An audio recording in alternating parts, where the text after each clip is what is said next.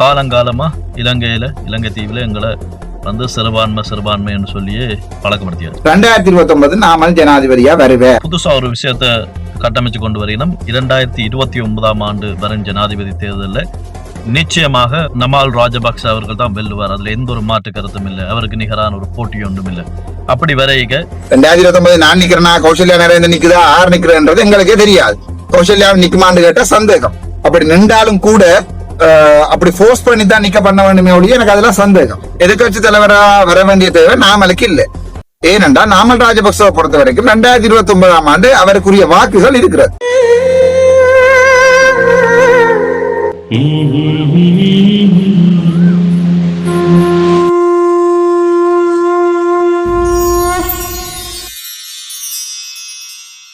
அனைவருக்கும் வணக்கம். இந்த வீடியோலையும் ஒரு முக்கியமான விடயத்தோடு தான் உங்களை சந்திக்க வந்திருக்கிறேன்.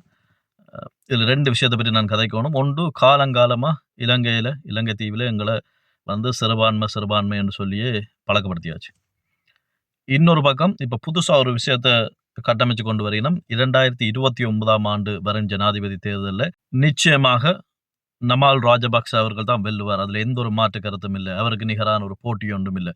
அப்படி வரைக தமிழ் மக்கள், இந்த இலங்கை தீவில் வாழ்கிற தாயக தமிழர்கள், வடக்கு கிழக்கில் வாழ்கிற எங்களுக்கு எந்த தெரிவுகளுமே இருக்காது, உங்களால் எந்த மாற்றத்தையும் கொண்டு வர இயலாது, இப்படி என்று சொல்லி ஒரு கட்டமைப்பை காட்டி 2029 நிச்சயம் நமால் ராஜபக்ச தான் ஜனாதிபதி.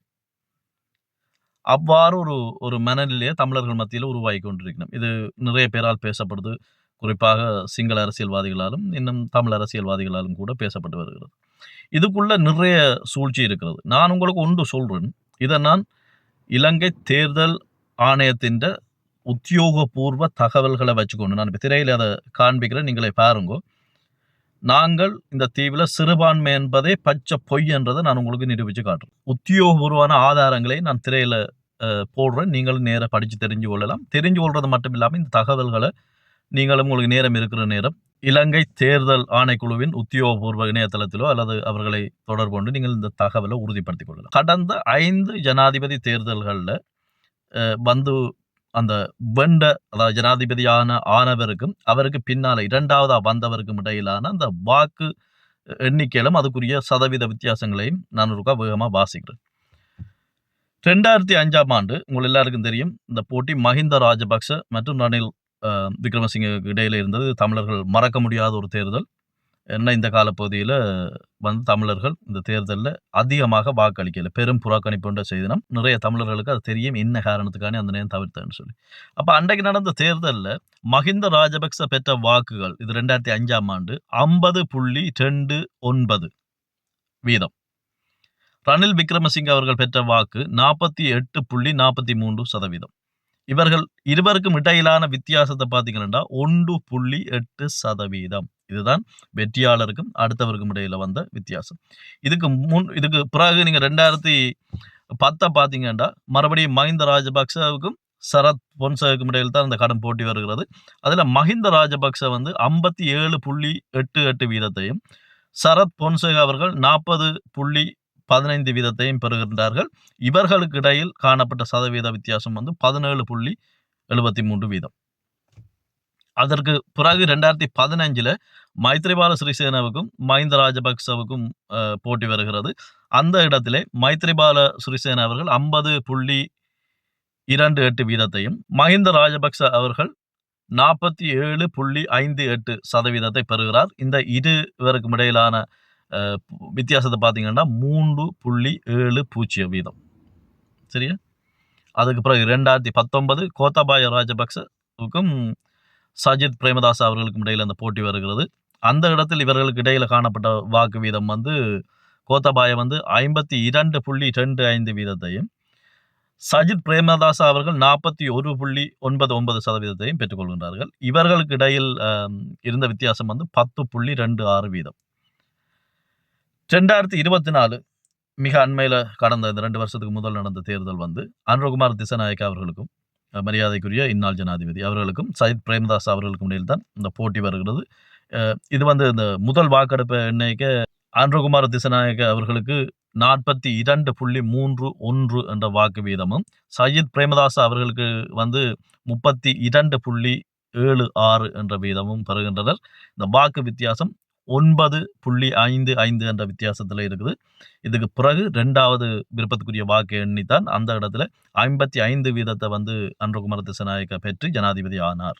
இதுல நான் சொல்ல வார விஷயத்தை நீங்க பார்த்தீங்கன்னா, இந்த 5 தேர்தலிலேயும் 1.86%, 17.73%, 3.7%, 10.26%, 9.55%.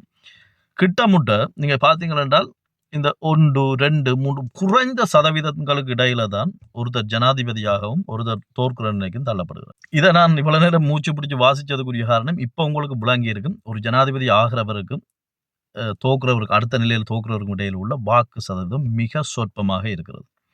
இதோட உங்களுக்கு தெரியும், இலங்கையில் 25 மாவட்டங்கள் இருக்குது. இதை வந்து 22 தேர்தல் மாவட்டங்களாக மாற்றுவினும் ஜனாதிபதி தேர்தல் மற்றும் பாராளுமன்ற தேர்தலுக்காக. காரணம், தமிழர் மாவட்டங்கள், தமிழர்கள் செறிந்து வாழ்கிற இந்த 8 மாவட்டங்களும் வந்து சில இடங்களில் குறைஞ்ச எண்ணிக்கையில் மக்கள் வாழ்கிறதால இதை வந்து சுருக்கி இந்த 8 வந்து 5 ஆக்கிய காரணத்தால் ஒட்டு மொத்தமாக வந்து 22 தேர்தல் மாவட்டங்களாகத்தான் இந்த தேர்தல்கள் நடக்கிறது. இப்போ இன்னொரு ஆதாரபூர்வமான இதையும் வந்து உங்களுக்கு இந்த திரையில் போடுறேன், நான் முருகா வாசிக்கிறேன். இந்த தமிழர் மாவட்டங்களில் எத்தனை சதவீதமான வாக்கு இந்த ஜனாதிபதி தேர்தலில் குறிப்பாக இந்த 2024 போயிருக்குன்னு சொல்லி, நான் கடந்த 5 வருஷத்தையும் பார்க்க கிட்டமுட்ட அதே ஒரு மாறுபாடு இல்லாத அளவில் தான் போய்கொண்டிருக்குது. அதையும் முருகா வாசிச்சுட்டு நான் சொல்ல வந்த விஷயத்துக்குள்ளே போவோம். யாழ் மாவட்டத்தில் 2.47% மக்கள் வந்து செல்லுபடியான வாக்களை அளித்திருந்தனர். அதைத் தொடர்ந்து வன்னி மாவட்டம் வந்து 1.48%. இது வடக்கு மாகாணத்துக்குள்ளவாறு 2 மாவட்டங்கள், தேர்தல் மாவட்டங்கள். இஞ்சால் நீங்கள் கிழக்கு மாகாணத்துக்குள்ள போனீங்கன்னா 3 தேர்தல் மாவட்டங்களாக பிரிக்கப்பட்டது. அதில் உதாரணத்துக்கு நீங்கள் திருகோணமலை எடுத்துக்கொண்டீங்கன்னா 1.91% வாக்கு பதிவாகி இருந்தது, செல்லுபடியான வாக்குகள்.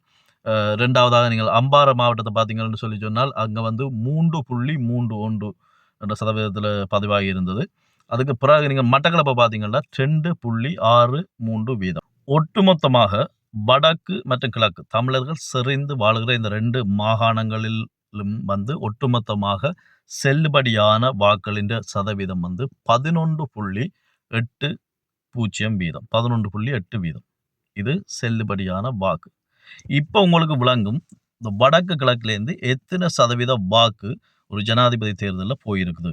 கிட்டமுட்ட அந்த கடந்த 5 ஒப்பிட்டு பார்க்க கிட்டமுட்ட இதே அளவான வாக்குகள் தான் இருந்திருக்கிறது. குறிப்பாக அந்த 2005ஆம் ஆண்டு மட்டும் வந்தது ரணில் விக்ரமசிங்கவுக்கும் மஹிந்த ராஜபக்ச முதல் ஜனாதிபதியாக சந்தர்ப்பத்தில் ஏற்பட்ட தேர்தலுக்கு இடையில் தான் ஒரு பாரிய வித்தியாசம். ஏனென்றால் தமிழர்கள் குறிப்பாக அந்த தேர்தலை புறக்கணித்த காரணத்தால் அந்த குறிப்பிட்ட தேர்தல் காலத்தில் மட்டும் இந்த வாக்குகளின் வீதம் மிக கணிசமாக குறைய இருந்தது. மற்றபடி எல்லாமே ஒரு 5 தேர்தலில் சராசரியாக கிட்டமிட்டு ஒரே அளவில் தான் இருக்குது. இப்போ தான் விஷயத்துக்கே வரும். அப்போ நாங்கள் பெரும்பான்மையான ஆட்கள், நாங்கள் சிறுபான்மை கிடையாது.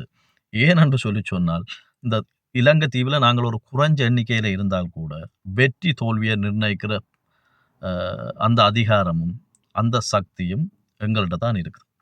இதை இவங்கள் காலங்காலமாக தமிழர்கள் உணராமல் வச்சிருக்கிறதும், இதை வந்து 2 பக்க அரசியல்வாதிகளும், தமிழ் அரசியல்வாதிகளும் கவனமாக இருப்பினும் சிங்கள அரசியல்வாதிகளும் கவனமாக இருப்பினும் இந்த தகவல் ஒரு அடிப்படை சாமானிய தமிழ் மக்களோட தலைகளுக்கு ஆழமாக போகக்கூடாதுன்னு சொல்லி இதை காட்டித்தான் சிறுபான்மை என்று உருட்டி எங்களை ஒரு பலவீனமான ஆக்களாக ஆக்கி வச்சிருக்கிறேன். குறிப்பாக 2009ஆம் ஆண்டுக்கு பிறகு